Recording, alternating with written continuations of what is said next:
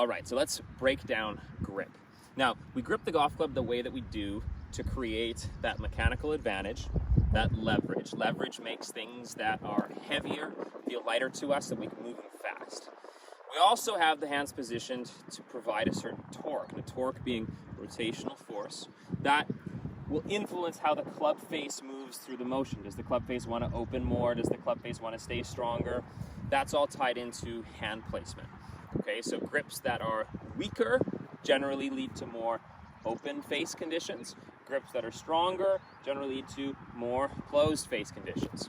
All right, so when we are considering how to put the hands onto the golf club, one main thing is to understand how each hand needs to feel. Now, I like to talk about the idea of squeezing a thumb into that index finger on both hands. Okay, so getting into this kind of a claw position here. I've got both thumbs squeezed into the index finger, and I have the index finger slightly detached from the middle finger. So that gives me that claw look. Now, with that left hand, that top hand, I'm going to put that left hand on the golf club. As you probably heard before, the grip runs diagonally through the fingers. The heel pad of that left hand will sit on top of the grip. So if we had a midline or an equator to that grip, that heel pad will sit on top of it. That helps me to create that leverage. So I can hinge this golf club up and down, and it feels nice and light to me. It feels like I could hinge it up, unhinge it, I could have speed, I've got control even with just one hand on it. That thumb ever so slightly to the right of center, then that right hand comes in. Now, personally, I prefer to teach an overlapping grip, and the reason for that is that I find that when people go to an interlocking grip, they often get the webs of the fingers too close together, and as soon as that starts to happen, if they go web to web, you start getting this look of that right hand really sitting underneath. And as soon as we start seeing this is hook paradise, okay? That club face really wants to shut down. So then the players will create a lot of alternative movements to try to make that work that we don't really want to have. So with teaching overlap, it's just an easier way to be able to get the club in a more neutral position in the hands. Now, what's important, that pinky of that bottom hand is going to sit in between those knuckles of that index and middle finger. The ring and middle finger will then sit sort of side by side on the grip. That index finger will be detached. There'll be a little bit of a gap there. Now, what's important is that we also have that connection, that crease from that thumb and index finger on that right hand. So what I'll see when I look at this right hand, I'll notice that my thumb and index finger, you'll probably see there, are roughly the same distance down the grip, okay? So looking at how they're positioned, it's not as though the thumb is down there and the index finger is a lot shorter. They're both down the grip the same distance. So when positioning the hands on, things that we should be looking at, we should look to see how many knuckles are visible on that left hand.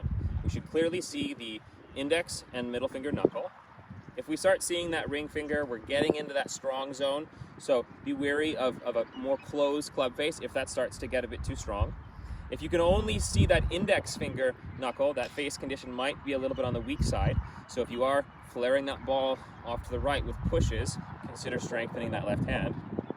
So if I can see two knuckles on that left hand, we'd call that neutral. That thumb again sitting ever so slightly to the right of center. With that right hand, get it into the fingers, get that claw look, okay? So that connected thumb and index, such that the V formed between them goes right on opposite sides of that logo, okay? So I've got pure grip, so you can see that I'm creating that V, and that V basically runs right through the center of that pure logo, okay? So pressure points now, because a good grip, a grip that isn't sort of death gripped, will have 3 key pressure points.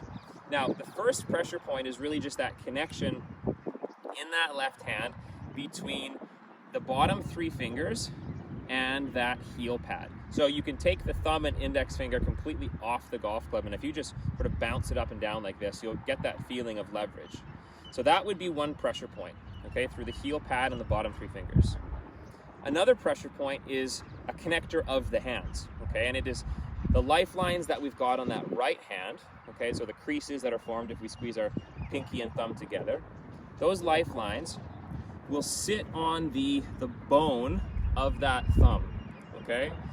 So those lifelines going into the bone of the thumb, there is some pressure there. There's pressure there into the swing to apply pressure and force down the direction of the target.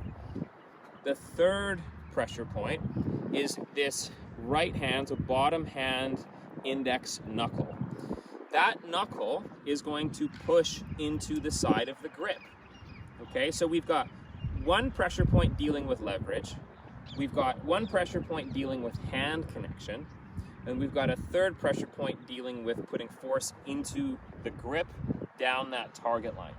Okay, so a good way to understand this pressure point is to hit, initially you can just make practice swings, eventually you can graduate to shots, but making swings where you're only connecting on the right hand on that knuckle. Okay, so again, what I'm looking at is this part of that right hand is going to be connected to the side of the grip, and I'm just going to practice making motions where I apply pressure to the grip in that target direction through that knuckle. So putting that right hand back on, I'm going to use the lifelines of that right hand on that second pressure point to cover up that thumb. I'm going to apply a little bit of pressure in that right index finger knuckle, and this gets me into a position with a neutral grip that should provide me with both that mechanical advantage to create the hinge, but the right balance of torque to manage that club face. Okay, so this probably sounds like a lot to digest, but it's just a little bit of a breakdown on why we hold the golf club the way we do. Okay, so hope this helps, and I hope that this gives you a little bit more understanding of your own grip.